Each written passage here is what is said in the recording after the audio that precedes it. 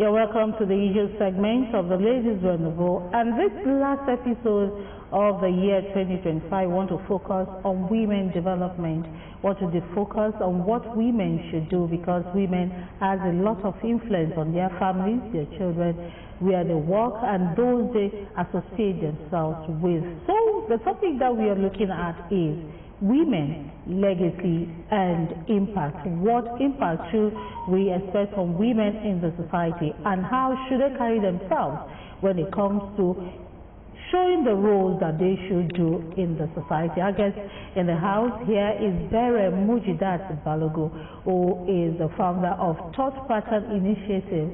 She is also a community leader. She is a girl child advocate. She is a politician, and above all, she is a community leader that looks into what the people who are in a particular community should do to develop themselves. We want to welcome Bere onto the program, Ladies Rendezvous. Your CV is so heavy. I think I have a lot. She is a career woman too. She worked for a lot of years. Wow. She was wearing suits for a very and sitting on boards of directors and all that. And she has been on this career path to encourage a lot of women. So we want to welcome you, Bere, to the program. Welcome, ma'am. Welcome, ma'am. Thank you very much. And thank you for honoring us on this last episode. Thank you very much. I really appreciate to be part of this great initiative. And this is very inspiring. Thank you. Thank you so much, ma'am. Talking about inspiration, our program this moment is to inspire women looking at 2026. 2026 will start on Thursday. And a lot of women are there confused about what happened in this year 2025, that they don't even have any achievement to attach to 2025. So we want to look at the women, look at how their legacies should be formed and what impact they should give in the society. So, Missy, do you have anything? Thank you very much, Charity, and welcome, Bere, to our midst. And I just would like us to start from the beginning. To a woman, what does it mean to have a legacy?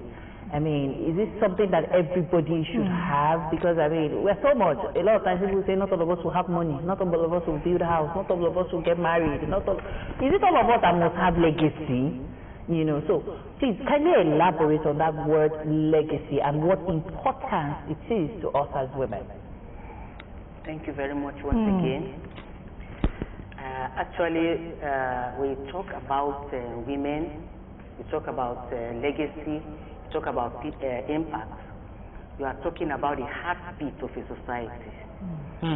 Honestly, a woman is a mother, she's a sister, she's probably a wife and a leader in her own capacity. So when we talk about building a legacy, it is not, when you talk about legacy is not a big title and it's not a fame. It is all about how have you been able to, as a woman, impact your community, impact the society, and even the world at large. When we talk about these things, the role of a woman in leadership and responsibilities, and the spiritual role, and the women are life.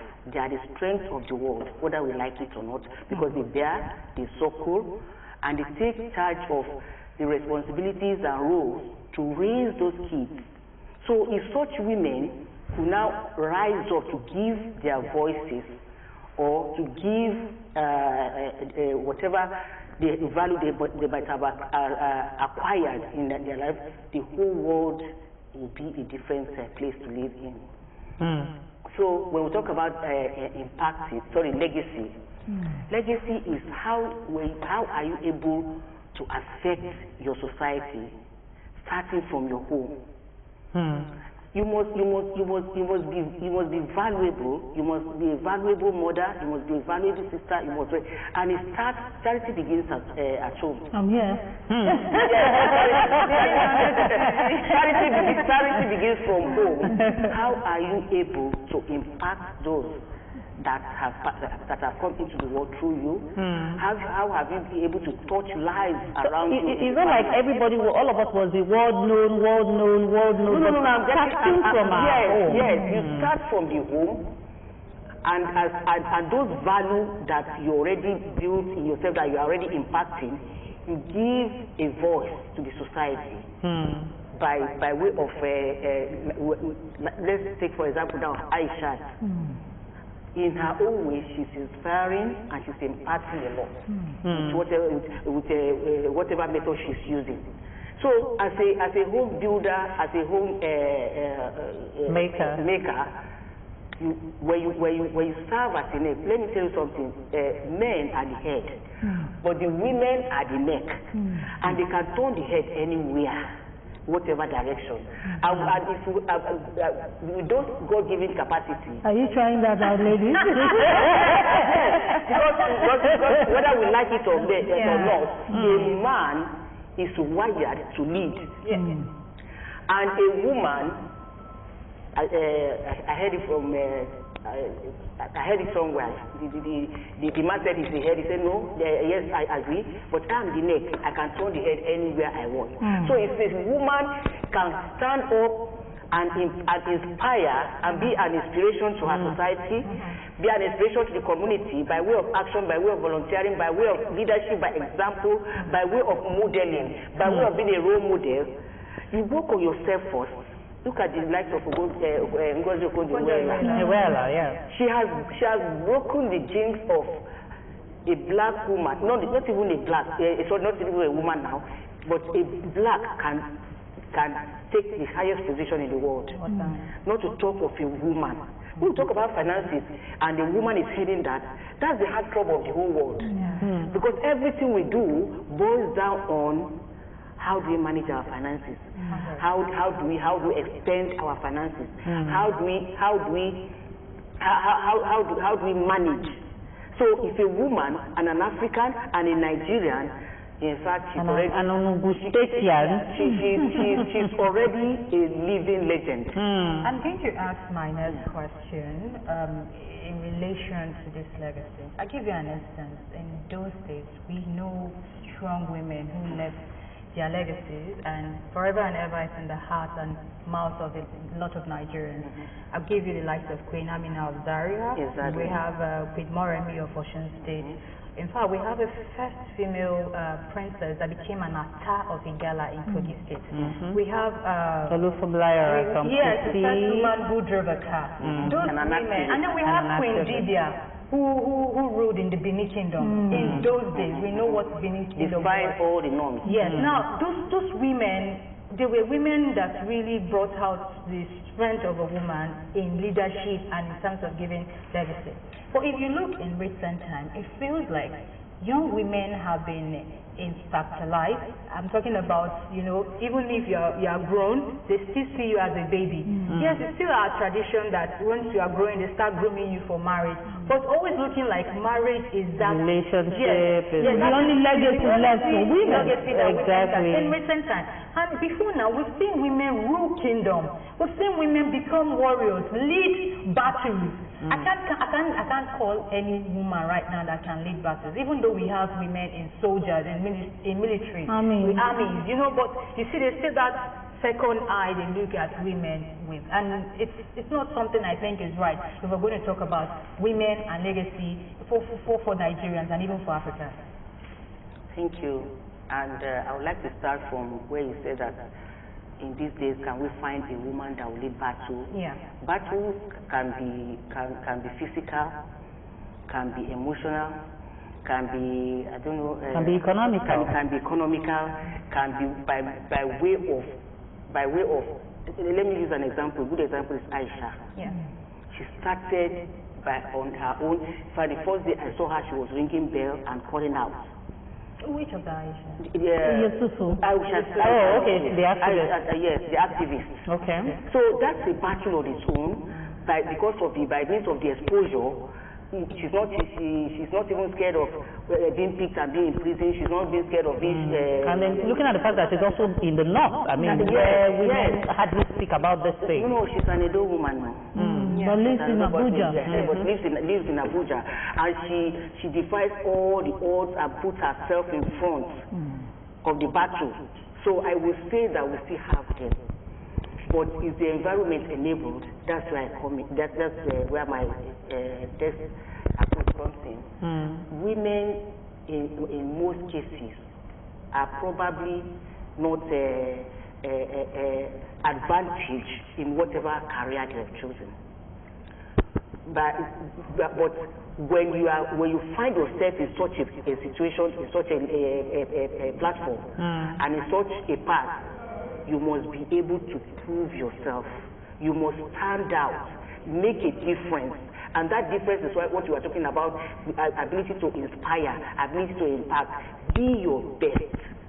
Stand out and be your best. It looks like twice the work. A man can just do his thing and is out there. That's the way the world is wired. The perception is a very limiting factor for the female gender. The perception and the norm. It's not normal for a woman to do this, but the man has the whole world in his own hands. Let's talk about women in the field, in career, that we have very few women. Like engineering. Like engineering. The men have the whole dynamic. Where they can go out anytime, they can approach anybody, but a woman may not be able to go out anytime she wants to go and do and get whatever she wants to get, or to be exposed to and what we have around these days, the way the women are being perceived, they are being perceived as, I don't know the right word to use now, as a benefit before you can do this. Even when she has all the certificates, she has all the qualifications. She has all the certificates, she has all the qualifications, she has all the value, and she has the wherewithal to compete hand in hand with the man. And even beat the man hands down. And even beat the man hands down. But will she be able to go further? And I need to ask what changed, because in those days and those women we mentioned before now, there was nothing like advocacy for women equality. There was no, but now we have SDGs. About 4 or 3 SDGs are dedicated to women. And yet we are still talking about women development. You have a whole ministry. Like it's not in the government, you have a whole ministry dedicated to women. No ministry is dedicated to men. Even nationally, I don't think we have a special ministry dedicated to children. So why do we still talk about women development every time? That's where we have to come together. We have to do it individually. Then those individuals will now come together. You see, in those days, there are raw talents. Look at Deborah of the Bible. When the men were nowhere to be found, as a prophetess and as a judge, she rose up and led a battle.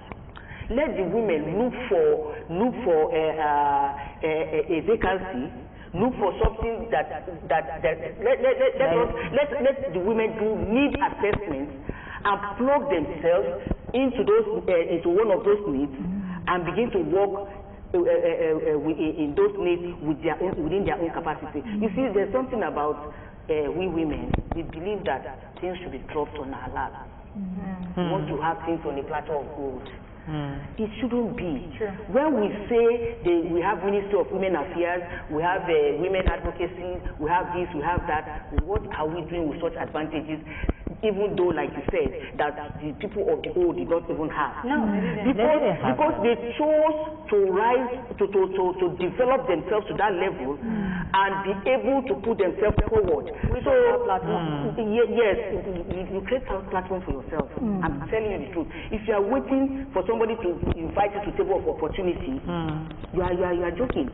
If you showed up in a place and they say, please find a seat to sit down, then you are not bringing anything to the table. Very true. But when they say, please, can you have your seat? When they say, have your seat, this is the seat they have for you. No, they don't have that seat for you because you bought that seat. Because you must take your chair to the table of opportunity. Even when you're out of yes, you must take your chair. You must take your chair. Wow. When you bought those That's a when you have brought those that chair, then you can sit. Then if you see peradventure somebody is looking at sitting on that seat, they will tell that person, look, you need to bring yours. Then it now boils down to what value are you bringing to the table? Okay, that's the chair. Recently we've been having this conversation of, oh, what are women bringing to the table? And then we say things like, oh, we are the real table, our gogoni table. You know? Now, before we leave, there are some factors that are limiting. I know that there are some women who want to do, but they will think about the culture, what the family will say, what their own friends that are female too would do to them if they want. Some even call them forward beings. They will call them, they'll tell them you are too forward. Why are you talking too much? Why are you being in everybody's faces when it comes to issues of development? So is this limiting factors not a concern for women to look at all the society? Yeah, it's when you see the limitations. When you see the limitations, the CEO of Accenture, as I say, is a woman. Okay. She's an engineer, she's a lawyer, she's this, she's that. What have you done to yourself to develop yourself? To develop yourself. You see no limit. Once you don't see barrier, you don't see any limit, you don't see any limitation. Look, we need, as women, we need to change our perception that I'm a woman. You know, when the chiefs are down, they say, oh, we are women, no, please, where's our own portion, no? Who cares? Who cares whether you're a woman? Who cares? Take your own portion, and if it means dragging, you drag it with them. So, and that portion, what are you using that portion to do? When we talk about, she gave me the topic, women, legend, legacy, impact. And impact. We talk about a woman. She has roles and responsibilities as mother, as sister, as this, as leader in the house. When you talk about building legacy, which we should start looking at. We should start looking at, and I thank God for you that are still young. Even though as old as I am, I'm still working at what legacy do I want to bring behind? And that legacy is what I've been trying to do with my NGO. And now, as a politician, I'm gathering women. I'm gathering women that look. Don't go to you have opportunity of being a decision making and start talking from women women. Don't talk about women. Political parties, the only position you find is women leader. If you come with value, you create space for yourself. Okay. So you create. I'm leaving the word here now, even though it's not. Most of the time, charity will need to do a program that all of us will sit down a round table and maybe chat for like 1 hour, so that we can come out. I agree. Because the time we agree with my God with we will do that. So 2026, the woman should go into 2026 determined to stand up and be herself and have courage and have confidence to make the journey. Thank you so much, Bella. It has been a very good moment talking to us, and I know that a lot of women who watched us on Ladies Rendezvous, the very last episode, will know that Bella wants everybody to be developed. Don't see yourself as being a woman. See yourself as human. Carry yourself. Yes, and you want to make that impact in the society. So for this episode, we want to thank you so much, Maria, for coming. Thank you so much for coming. And especially we want to thank Bere for coming on the program. Thank you so much for answering our call. And to our viewers, thank you so much for standing by Ladies Rendezvous program for the year 2025. 2026 promises to be another interesting one on this program. Until then, enjoy your holidays and be a good citizen of Nigeria. Take your time and enjoy the rest of the year. Bye-bye.